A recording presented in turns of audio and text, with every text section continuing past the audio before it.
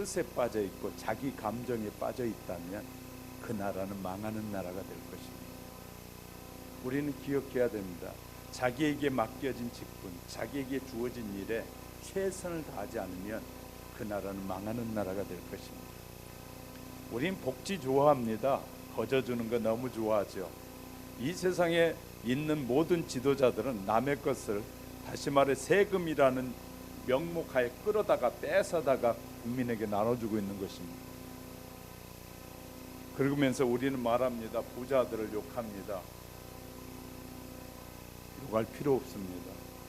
가난한 자 욕할 필요 없습니다. 우린 최선을 다하면 살아갈 수 있습니다. 왜냐하면 세상 사람과 다르게 우리는 하나님이 계시기 때문에. 하나님은 국민이 세금을 하나도 내지 않아도 그 백성을, 이 백성을 수백 년 동안, 수천 년도 먹이실 수 있는 하나님이 우리와 함께 계시기 때문에. 세상의 지도자는 세금 내지 못하면 못 줍니다. 자기가 한 약속 전부 다 어겨야 되고 공약도 다 실천 못합니다. 그러나 하나님은 약속하신 모든 공약을 다 이루시는 분은 하나님입니다. 할렐루야. 우리가 믿고 신뢰하고 따라가야 될 상은 하나님밖에 없다는 사실입니다. 본문에 보면 디모데가 데살로니가 교회로부터 고린도에 있는 바울에게 가져온 소식은 대부분 반가운 소식이었지만 그렇지 못한 소식도 있었습니다. 그래서 그것을 듣고 난 이 바울이 이 디모데가 가져온 소식을 듣고 나서 이 갈라디아 교회에 심각한 문제들이 있으니까 이런 문제는 내가 권면을 해야 되겠구나 해서 쓰기 시작한 것이 갈라디아서, 데살로니가 전서, 데살로니가 후서를 쓰게 됩니다. 데살로니가 전서에서 핵심적인 것은 종말론에 대한 부분입니다. 마지막 때 어떻게 될 것이냐, 마지막 때에 대한 부분을 다루고 있는데 오늘 그 부분에서 일부분을 함께 나누려고 합니다. 알파와가 오메가가 되신 하나님. 그래서 우리 이 성찬식 앞에 보면 밑에 글자가 A와 이렇게 동그랗게 되어 있는 거 있는데 그것이 히라보에서 알파와 오메가 두 글자가 쓰여 있습니다. 그 말은 이 히라보의 시작과 끝의 말입니다. 시작 A라는 말과 알파라는 말과 마지막 단어인 오메가, 그래서 두 단어가 쓰여져 있습니다. 모든 시작과 끝은 하나님이 시작하셨고 하나님이 그 끝을 맺는다는 의미입니다. 그래서 강대상 앞에다 써서 시작도 하나님이 하셨고 마무리도 하나님이 하신다라는 의미로 쓰여져 있는 것입니다. 하나님께서 저와 여러분을 이렇게 대한민국이란 나라를 통해서 영원히 후진국으로 영원히 도움을 받아야 되고 영원히 남의 지배밖에 모르고 살아야 될 사람들 속에서 우리에게 자유를 주고 평화를 주신 것은 우리가 내 마음대로 내 뜻대로 내 생각대로 살라고 하나님이 이런 은혜를 주신 것이 아니라는 사실입니다.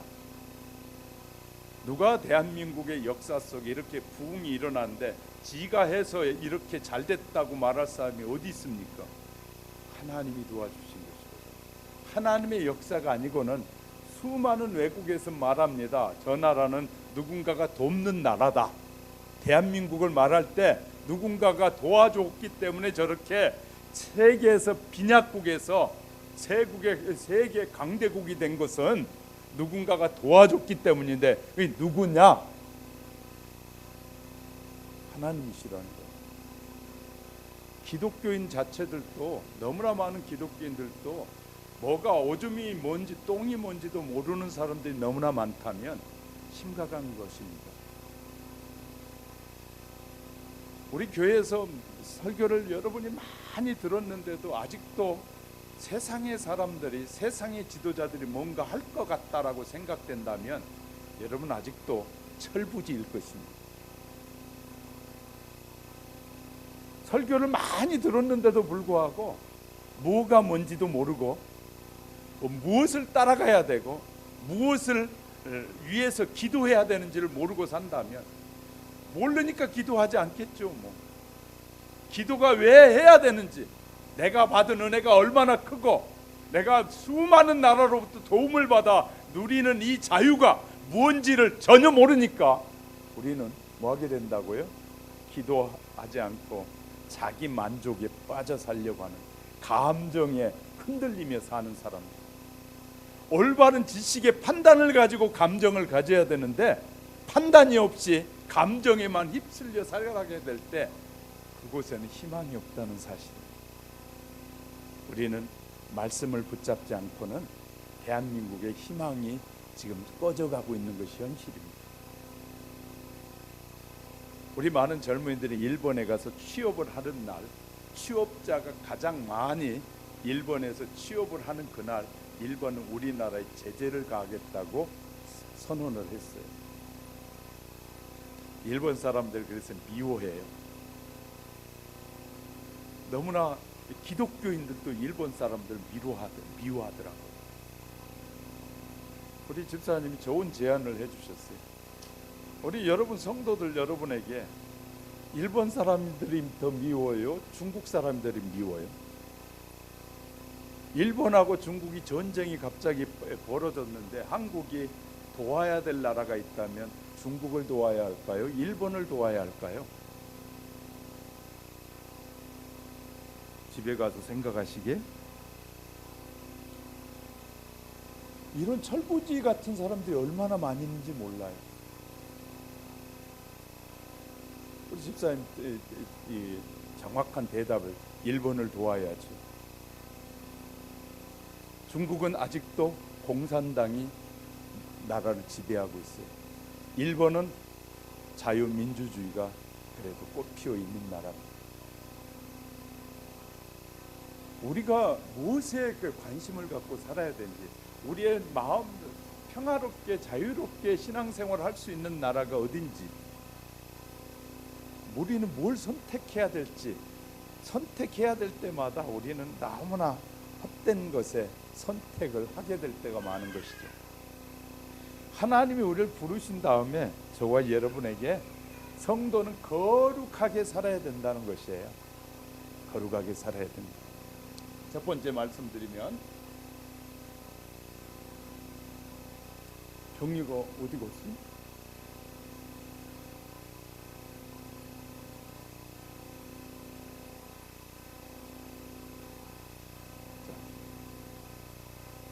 거룩한 성도는 거룩한 삶을 살아야 하는데, 자, 성도들이 거룩하게, 하나님은 저와 여러분 변화되기를 원해요. 거룩한 변화. 본문 23절에 보면 평강의 하나님이 친히 너희를 온전히 거룩하게 하시고, 성도들은 예수 그리스도 안에서 세상과 구별돼야 된다는 것이에요. 세상의 사람들과 똑같이 먹고 즐기고 마시고 그것에 빠져서 그냥 흥흥거리고 살기를 하나님은 결코 원하지 않는다는 거예요. 그런데 우리는 세상이 그렇게 하는 것대로 살아가고 싶어요. 평강의 하나님께서 우리를 이렇게 부르신 것은 그렇게 살지 말라고 말하는데도 그렇게 살아가고 싶어 해요. 북한이 사이비 집단이라고 하는데 성도들은 북한을 돕는 그 집단을 좋아해요. 그러면 뭐예요? 사탄의 노략질에 당하고 있을 수 있다는 거예요. 도대체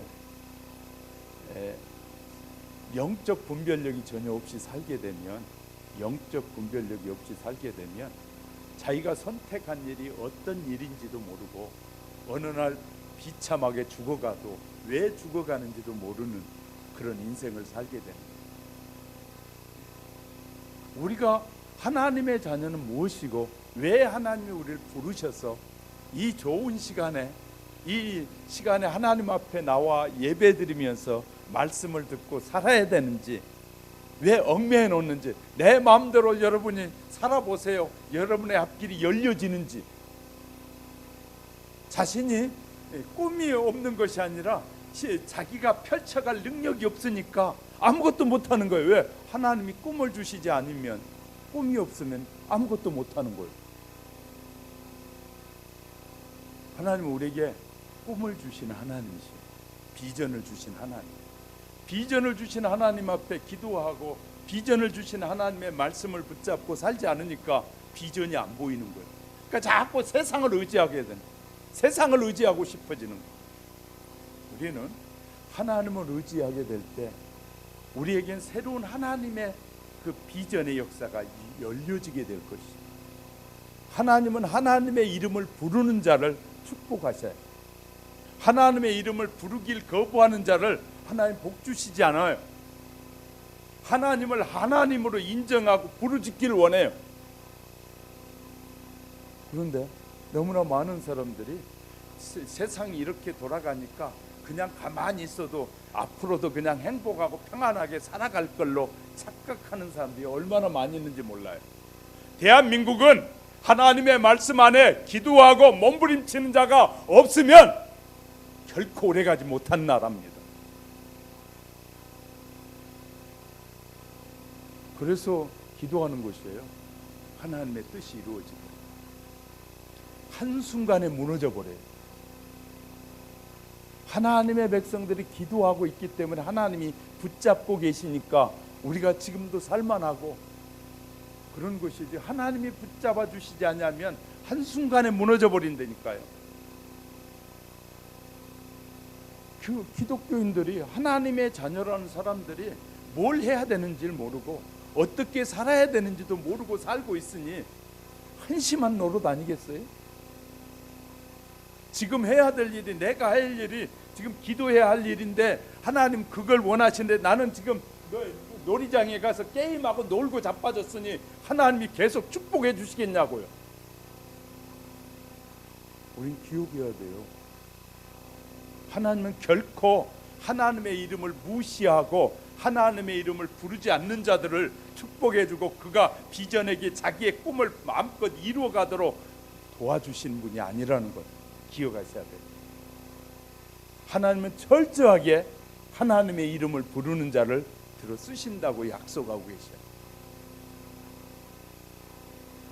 그러니까 저와 여러분의 인생에서 하나님의 이름을 부르지 않는 것은 가장 비극 중에 큰 비극이고, 하나님 앞에 기도하지 않고 사는 것이 비극 중에 비극이라는 것이.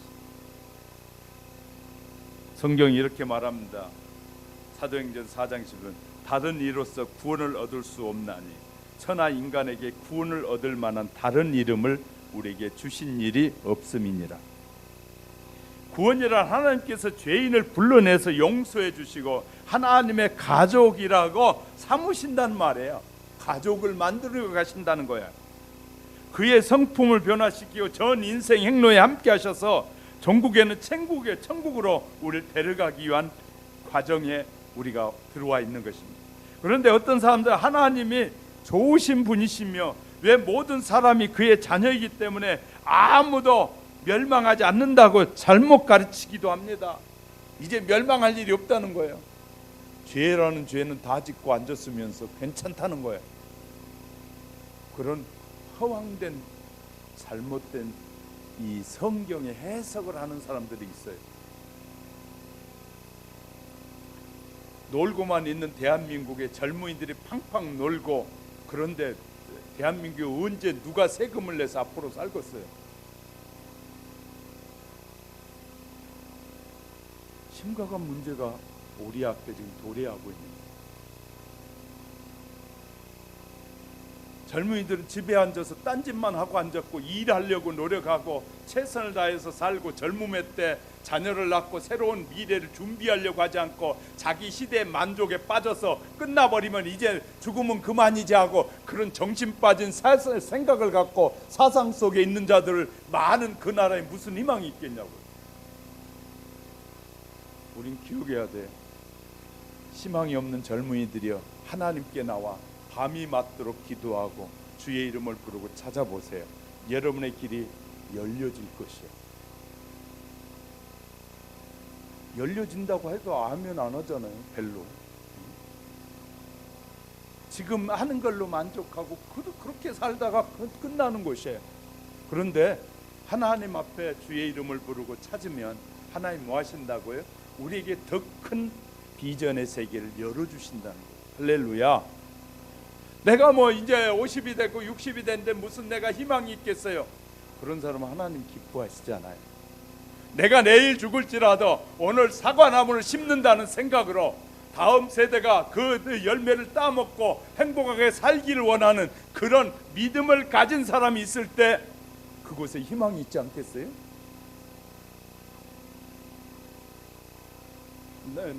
나만 끝나면 그만이지, 다른 사람이 죽든지 살든지 그만이라고 생각하는 그런 이기적인 생각을 하는 사람들이 많은 나라에는 희망이 사라지는 것이에요. 우리는 기억해야 돼요. 하나님은 열심히 찾고 부르짖고 최선을 다하고 하나님의 뜻이 이루어지길 소망하는 그들을 통해서 하나님의 나라는 이루어져 간다. 할렐루야. 예수님이 어느 날 종교 지도자들과 대화하실 때 그들이 비록 하나님의 율법과 절기를 철저히 지키는 사람들이었어요. 그들을 향해서 요한복음 8장 4절, 너희는 너희 아비 마귀에게서 났으니 너희 아비의 욕심을 너희도 행하고자 하느냐. 요한복음 1장 12절, 영접하는 자 곧 그 이름을 믿는 자 등에 하나님의 자녀가 되는 권세를 주셨다. 이 세상은 여러분이 보는 것과 다르게 영적 전쟁의 시대가 벌어지고 있단 말이에요. 영적 전쟁, 마귀는 모든 사람들을 멸망시키고 인류를 멸망시켜서 모든 인간을 지옥에 가게 하려고 수단과 방법을 가리지 않고 오늘도 도전해 오고 있단 말이에요. 우리에게 유혹하고 있단 말이에요. 갖가지 것들을 동원해서 사람들을 유혹하고 있단 말이에요. 하나님의 이름을 부르지 못하게 하고 갖가지 그 도구들을 통해서 우리의 시선을 하나님에게서 옮기고 우리의 기도의 시간을 빼앗아가고 다른 것에 빠져 살게 만드는 그런 악한 영들이 오늘도 우리 심령 속에 들어와 우리를 유혹하고 있단 말이에요. 그런데 우리가 정신 바짝 차리지 않고 직분을 가지고도 직분에 맞는 삶을 살지 않을 때 하나님이 기뻐하시겠냐 말이에요. 정신 바짝 차려야 돼요. 유럽에는 이런 형벌이 있었다고 합니다. 사형수는 벽과 벽 사이에다 이런 공간에다 딱 사형수를 들어넣는데 아무것도 없는데, 그런데 놀라운 것은 시간이 가면서 벽이 오므러든다는 거예요. 사형수가. 그래서 마지막 때는 벽이 부딪히면서 완전히 사람이 찌그러지고 그냥 완전히 이상하게 변해서 죽는다는 것이. 결국 그런데 지금 그 사형수가 그곳에 들어가서 벽이 오므라들고 있는데 어떤 친구가 그가 범인이 아니라고, 그가 그런 사람이 아니라고 증언을 해서 그곳에서 살아나왔다면 얼마나 그 친구가 감사하고 감사하겠어요. 저와 여러분이 지금 죽어가고 있는 저와 여러분의 인생에 주님이 우리에게 증인이 되주시고 우리의 죄를 다 사해 주심으로 우리를 살려주셨어요. 그리고 내가 너와 영원히 함께 하시겠다고 약속하고 계신 하나님, 얼마나 우리의 남은 생에 그분께 감사하며 살아야 할까요? 그런데 그래서 저와 여러분, 하나님은 저와 여러분이 그런 주님을 닮아가기를 원해요. 그런 주님의 모습으로 변화되기를 원하는데 우리는 변화보다는 세상이 훨씬 좋아 보여요. 세상이. 주님을 닮으려고 여러분 일주일 동안 얼마나 생각하고 주님을 닮아 보려고 주님이 기뻐하시는 그 일을 좀 해보려고 여러분의 시간을 얼마나 투자합니까? 자신의 즐거워하고 자기의 기쁨을 위해서는 수많은 시간을 투자하지만 주님을 기쁘시게 하고 주님이 나를 원하시는, 내가 어떤 삶을 살길 원하고 나를 어떻게 변화되길 원하시는지 관심을 가진 시간이 얼마나 될까요? 그 시간을 비교해봐도 우리는 돌아보면 너무너무 타락해 있다는 사실을 볼 수 있을 것입니다. 주님은 저와 여러분이 거룩하게 변화되기를 원하신다는 거예요. 두 번째는 성도들이 거룩하게 보존되기를 원한다. 23절 보니까 또 너희의 온 영과 혼과 몸이 우리 주 예수 그리스도께서 강림하실 때 흠 없이 보존되기, 주님이 다시 재림하여 심판하러 오실 그때까지 지켜지길 원한다. 믿음을 지키고 신앙을 지키고 승리의 삶을 살고 오직 주의 이름을 높이고 주님을 닮아가는 삶으로 보존되어지길 원한다. 그렇게 말씀하고 있습니다. 그런데 그 안에 그 말씀 속에는 이런 것이 들어있는 거야. 너무나 많은 공격 속에서 변질된다. 너무나 많은 이 도전 앞에, 유혹 앞에 우리가 뭐 한다는 거예요? 거룩함이 보존되지 못한다. 지켜지지 못하게 된다. 수많은 사람들이 교회는 왔다가 천국 문 앞에까지 왔다가 천국 문 앞에서 천국을 들어가지 못할 수 있다 그 말이에요. 그러니 저 같은 목사가, 그런 영적인 세계를 알고 보는 목사가 이렇게 힘주어 설명 안 할 수 없잖아요. 여러분 지옥 가든 말든 여러분 잘하셨습니다. 여러분이 얼마나 힘드셨습니까? 그렇죠. 먹고 살라고 힘들었지요. 너무 세상이 벅차죠. 직장 구하기 힘들지요. 그래요. 어렵지요. 어떻게 할까요? 그냥 그렇게 편히 사시다가 가세요. 그러면 좋겠어요? 하나님은 그런 분이 아니시라. 세상 사람들이 알지 못한 놀라운 지혜를 갖고 계시고, 세상이 감당할 수 없는 지혜와 세상을 통치하고 세상을 만드시는, 세상을 창조하시는 하나님의 권능이 하나님 안에 있다는 거예요. 그래서 하나님께서 저와 여러분 주기를 원하신다는 거예요. 하나님의 그 권능을 받아 능력 있는 삶을 살기 원하신다는 거예요. 마귀의 유혹을 이기고 살기 원하신다는 거예요. 수많은 마귀의 역사 속에서 하나님의 자녀답게 그렇게 당당하게 살기 원하신다는 거예요. 죽음을 두려워하지 않고 살기 원한다는 거예요. 염려하지 않고 살기 원한다는 거예요. 걱정 근심 없이 살기 원한다는 거예요. 그런데 우리는 늘 걱정 근심하며 살아요. 뭘 먹을까, 무엇을 마실까, 무엇을 입을까. 옷이 없어서 못 입습니까? 우리 집에도 보면 10년이 돼도 안 입은 옷이 수두룩해요. 그런데 어디 가자 그러면 옷이 없다는 거예요. 이해가 되십니까? 뭐 어디 가자 그러면 옷이 없다는 거예요. 가서 이 장롱에 보면 옷이 그냥 쌓여 있어요. 어떤 곳은 30년 전에 입었던 옷도 아직도 있어요. 그런데도 입을 곳이 없대.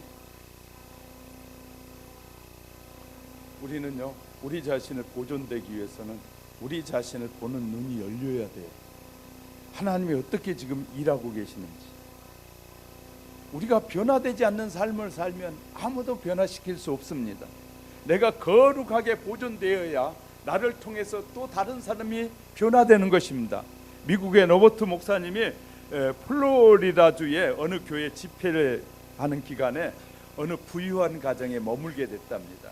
그 가정에 가봤더니 가정의 호주인 남편은 예수를 전혀 안 믿는데 아내만 예수를 믿으니까, 당신의 교회 목사님이 이제 부흥 강사님이 오시니까 자기 집이 크니까 우리 집에 와서 머물면서 부흥회를 해주세요 했는데 들어가 봤더니 남편은 예수도 안 믿고 이 아내만 예수 믿는 집이었어요. 그런데 들어가서 조금만 있어 보니까 부인이 예수 믿기는 믿는데 엉터리로 믿는 것이에요. 주일날 끝나고 나면 자기의 사모임에 다 돌아다니고 댄스 파티도 가고 어디도 가고, 뭐 사교 모임이란 사교 모임은 막 많은 친구들과 사귀면서 너무 많은 사교 모임에 달리면서 교회에서는 직분을 집사로 받아가지고 신앙생활을 하더라고요. 그래서 목사님이 설교하는 사이에 기독교인은 변화돼야 된다고, 세상을 내려놓아야 된다고 설교하는데 너무 많이 은혜를 받아가지고 그 집사님이 목사님, 강사 목사님에게 고백하더라고요. 목사님, 내가 은혜를 너무 많이 받았는데 이제부터는 세상을 다 끊어버리고 이제는 주님만을 위해서 살기로 다짐했습니다. 그리고 나서 남편에게 여보, 당신도 예수 믿고 사셔요 그랬더니 그 남편이 뭐라고 말한 줄 아십니까? 야, 이제 우리 집 망했네. 너 예수 믿고 나보고 예수 믿고 살자고 하는데 예수 믿으면 우리 사업 망해? 그러더라는 거예요. 그러니까 아내가 하는 말이 하나님이 도와주신다고 했어요. 그랬더니 너 예수 믿고 나보고 예수 믿자고? 그래, 이제 우리는 망한 거야 하면서 웃기는 소리 한다고 그러더라고요. 부흥회를 마치는 날까지 남편은 부흥 집회에 한 번도 참여 안 했고 믿는다는 고백도 없었다는 거예요. 부흥회가 끝나고 돌아왔습니다. 3일 있다가 편지 한 통이 날아왔는데 그 편지 내용에는 이런 것이 있습니다. 목사님 말씀대로 제가 모든 사교 모임이나 세상의 것을 다 끊어버리고 정말 주의 말씀대로 살겠다고 결단하고 살았더니 그 모습을 보던 남편이 나도 네가 믿는 예수 나도 믿자 믿기 시작했다고 하더라고요. 우리가 세상에 즐길 것 다 즐기면서 예수 믿는다면 믿는 사람이 없을 것 같아요. 저와 여러분이 세상의 것을 과감하게 버리고 지금 이 시간도 여러분이 세상의 그 시간을 세상에 놀아야 되고 잠자야 되고 텔레비 봐야 되고 어디 가서 친구 만나야 될 시간을 거부하고 온 거잖아요. 여러분 이렇게 이것으로 끝나는 것이 아니라 이런 삶을 바르게 살아가게 될 때 하나님은 우리를 통해서 귀한 역사를 이루어 가실 줄 믿습니다. 그래서 바울은 로마에 있는 교회들에게 로마서 12장 2절에서 너희는 이 세대를 본받지 말고 본받지 말라는 거예요. 세상을 따라가지 말라는 거예요. 세상이 오는 것, 세상의 부유, 세상의 기쁨을 따라 살지 말고 오직 마음을 새롭게 함으로 변화를 받으라.